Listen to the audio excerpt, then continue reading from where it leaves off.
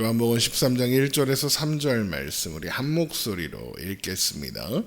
유월절 전에 예수께서 자기가 세상을 떠나 아버지께로 돌아가실 때가 이른 줄 아시고 세상에 있는 자기 사람들을 사랑하시되 끝까지 사랑하시니라.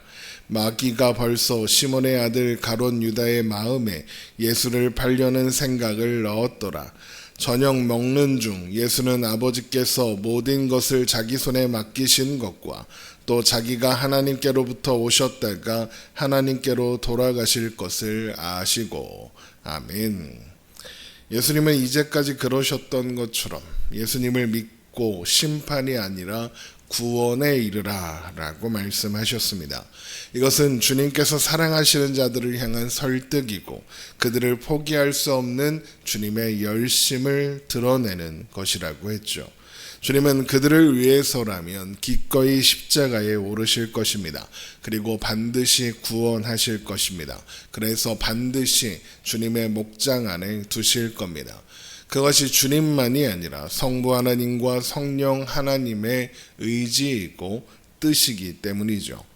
그리고 이제 요한복음은 우리가 최후의 만찬이라고 부르는 예수님과 제자들이 나눈 유월절 만찬, 마지막 만찬 자리로 우리를 데리고 갑니다.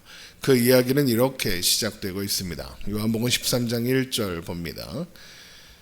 유월절 전에 예수께서 자기가 세상을 떠나 아버지께로 돌아가실 때가 이른 줄 아시고 세상에 있는 자기 사람들을 사랑하시되 끝까지 사랑하시느니라. 이날에 대한 요한복음의 기록은 다른 복음서와는 많이 다릅니다. 흔히 우리가 성만찬 제정사라고 부르는 떡을 가지사 축복하시고 제자들에게 떼어주시며 이르시되 받아 먹으라 이것은 내 몸이니라. 또 잔을 가지사 감사기도 하시고 그들에게 주시며 이르시되 너희는 다 이것을 마시라. 이것은 죄사함을 얻게 하려고 많은 사람을 위하여 흘리는 바 나의 피 곧 언약의 피니라. 이런 말씀이 나오지 않습니다.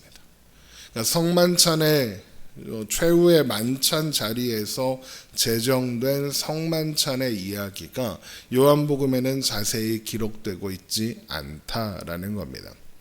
하지만 다른 복음서에서는 볼 수 없는 그날 밤 주님께서 제자들과 나누신 이야기가 아주 자세하게 기록되어 있습니다. 그래서 오늘 13장부터 시작되는 이 유월절 마지막 만찬의 말씀은 요한복음 17장까지 이어집니다. 그러니까 유월절 마지막 만찬의 의미와 주님께서 감당하실 죽음과 그로 인해 일어나게 될 결과에 대해서 예수님은 제자들과 함께 그냥 저녁 식사 한번 하시고 끝난 게 아니라 밤이 샐 때까지 긴 이야기를 나누고 가르쳐 주셨다라는 것을 우리가 요한복음을 통해서 알 수 있는 겁니다. 그리고 그 모든 말씀에 담긴 가장 중요한 메시지는 사랑입니다.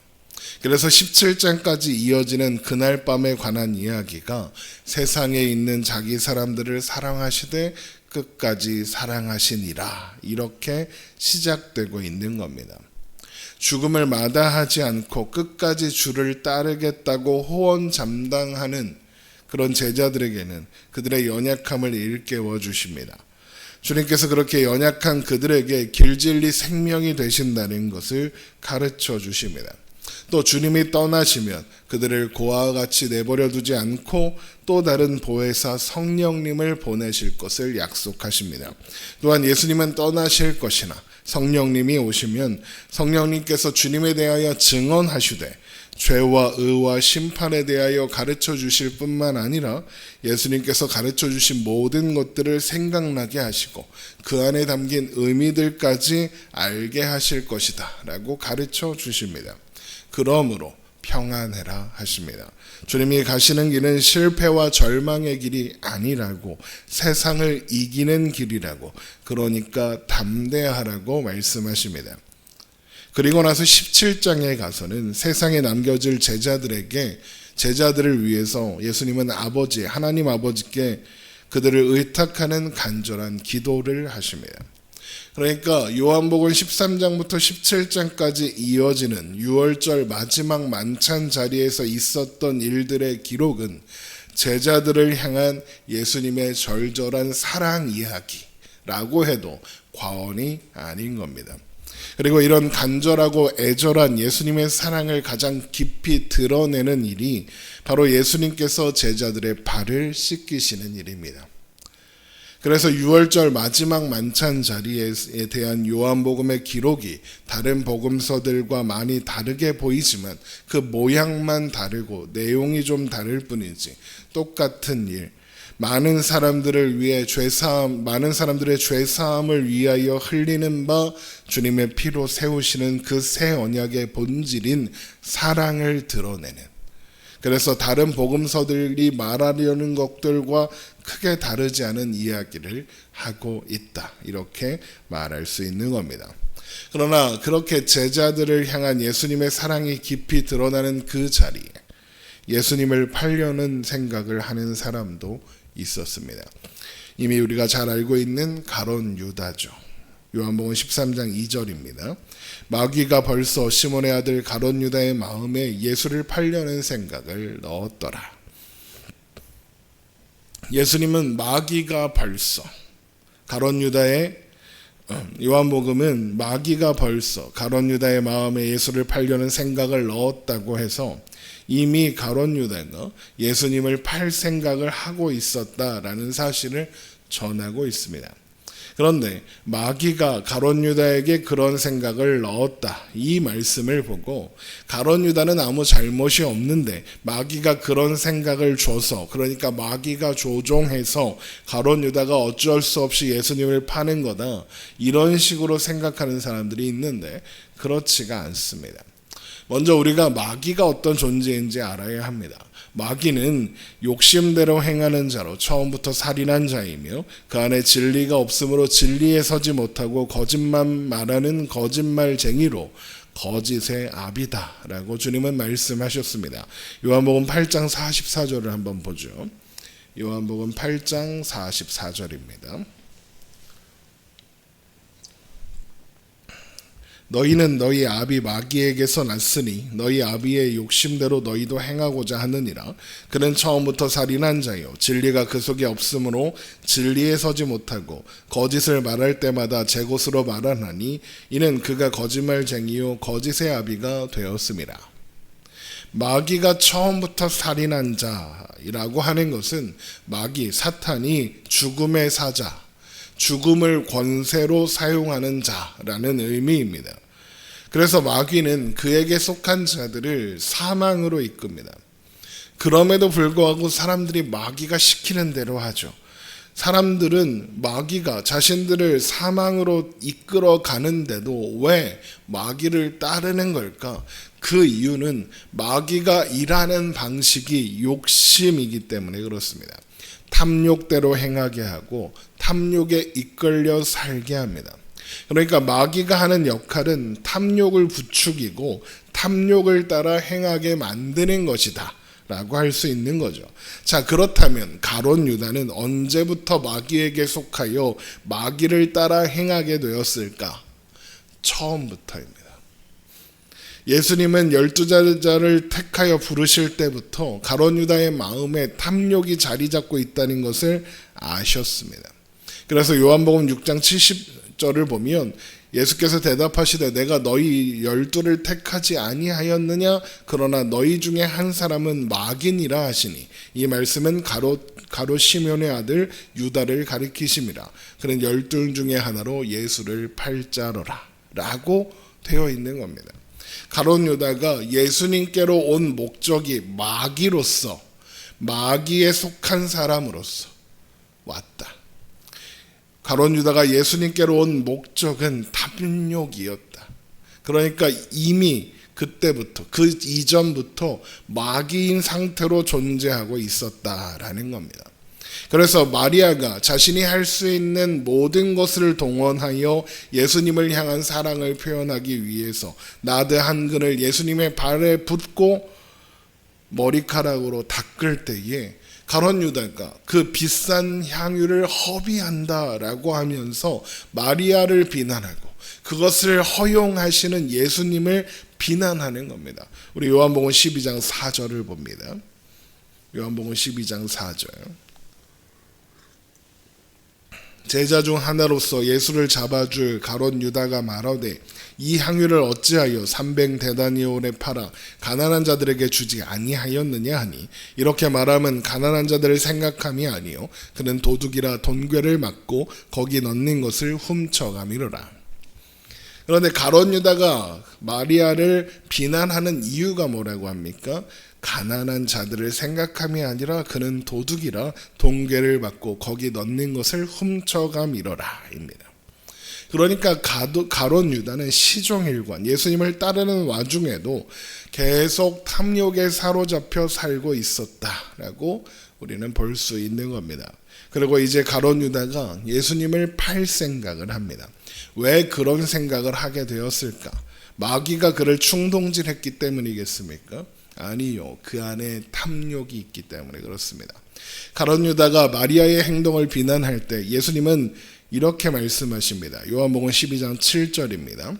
예수께서 이르시되 그를 가만두어 나의 장래할 날을 위하여 그것을 간직하게 하라. 가난한 자들은 항상 너희와 함께 있거니와 나는 항상 있지 아니하니라 하시니라. 라고 하셔서 마리아의 행동이 옳고 가롯 유다, 그것을 비난하고 지적하는 가롯 유다의 행동이 잘못되었다라고 말씀하신 겁니다. 아마도 이 사건은 가롯 유다의 자존심을 크게 상하게 했을 겁니다. 탐욕으로 가득한 사람이 제일 싫어하는 게 뭔지 아십니까? 너 틀렸다, 너 잘못되었다라는 말을 듣는 겁니다. 탐욕으로 가득한 사람은 자신이 언제나 옳다고 생각하기 때문에 그렇습니다. 그래서 자신이 틀릴 가능성을 염두에 두지 않습니다. 그래서 누군가 너는 틀렸다, 당신이 틀렸습니다, 당신이 잘못되었습니다 라고 말하면 그렇게 말한 사람을 미워합니다. 내가 틀렸다는 생각을 하지 않습니다. 탐욕이 그를 사로잡아 옳고 그름을 판단할 수 없게 만들기 때문에 그렇습니다. 그래서 마귀를 욕심으로 일하는 거짓말쟁이, 거짓의 아비 그러는 겁니다. 그래서 저는 아마도 가롯 유다가 그 사건, 마리아가 예수님의 발에 나드 한 근을 부을 때 예수님께서 마리아 편을 드시자 이 사건을 계기로 예수님을 팔아 넘기겠다는 계획을 세우지 않았을까 싶습니다. 그것이 공개적으로 당한 망신을 갚아주면서 이제 저 예수가 내가 지금 돈괴를 맡아서 그것을 훔쳐가는 줄 아는가? 이런 생각까지 하면서 그러면서 자신의 탐욕을 채울 수 있는 또 다른 방법이 없을까? 마지막으로 한탕 크게 해먹을 방법이 없을까?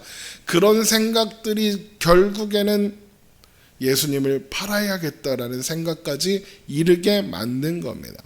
결국 그럴 생각이 전혀 없었던 가롯 유다를 마귀가 충동질하여 예수님을 팔 생각을 하게 된 것이 아니라 탐욕에 사로잡혀 탐욕에 의하여 살다가 그 탐욕 때문에 예수님을 파는 자리까지 가게 되는 겁니다. 그런데 우리가 항상 잊지 말아야 하는 것은 이 일이 예상 밖에 일어나는 일이 아니라는 겁니다. 예수님은 처음부터 그가 마귀라는 것을 아셨고 그가 예수님을 팔 것도 아셨습니다. 그런데 주님은 그런 가롯 유다를 그냥 제자로 두셨습니다. 예수님은 자신이 어떠한 죽음으로 죽을 것 또한 아셨기 때문에 그렇습니다. 그 과정에서 가롯 유다의 배신이 있을 것도 아셨습니다. 그래서 그를 용납하셨습니다. 가롯 유다의 배신은 예수님이 그분의 사람들을 끝까지 사랑하시기 위해서 치러야 하는 대가였던 겁니다. 그래서 요한복음 13장 3절 저녁 먹는 중 예수는 아버지께서 모든 것을 자기 손에 맡기신 것과 또 자기가 하나님께로부터 오셨다가 하나님께로 돌아가실 것을 아시고 라고 해서 예수님께서 이미 모든 것을 알고 계신다라는 것을 전하고 있는 겁니다. 예수님께서 아버지께 맡은 게 무엇입니까? 하나님께서 예수님께 맡기신 모든 것이 무엇입니까? 십자가에 죽으시는 겁니다. 그래서 살려야 할 그분의 백성들입니다. 예수님은 자신이 그 일을 위해서 하나님께로부터 왔다라는 사실을 아셨습니다. 그리고 이제는 돌아갈 때가 멀지 않으셨다는 것을 아셨습니다. 그렇다는 것은 예수님께서 죽으실 때가 멀지 않았다는 의미입니다. 주님은 이것을 생각하시면서 제자들의 발을 씻기시는 거고, 그것을 통해서 예수님의 죽음과 그 안에 담긴 깊은 의미를 드러내고자 하시는 겁니다. 가룟 유다는 자신의 유익을 위해서, 자신의 이익을 위해서, 탐욕을 채우기 위해서 예수님을 팔 겁니다. 그러나 예수님은 그 일을 통해서도 자신의 끝없는 사랑을 드러내시는 겁니다. 그래서 제자들을 향한 사랑을 듬뿍 담고 있는 이 유월절 마지막 만찬 자리에 대한 기록에 예수님을 팔 생각을 하고 있는 가룟 유다의 이야기가 들어있는 겁니다. 그 또한 합력하여 선을 이루실 하나님의 섭리와 주권 가운데 있는 일이고, 그 일을 통해서 그분의 백성들을 향한 주님의 사랑이 드러나게 될 것이다. 사랑과 재채기는 숨길 수 없다, 이런 말이 있습니다. 하물며 온 우주보다 크신 주님의 사랑은 숨길 수 있겠습니까? 이렇게 드러나는, 이 말씀을 통해서 드러나는 주님의 사랑을 하나하나 발견하고 또 그 말씀을 마음에 새기며 기억하며 그 사랑 안에서, 그 은혜 안에서 오늘을 살아가는 우리가 되기를 주님의 이름으로 축원합니다. 기도하겠습니다.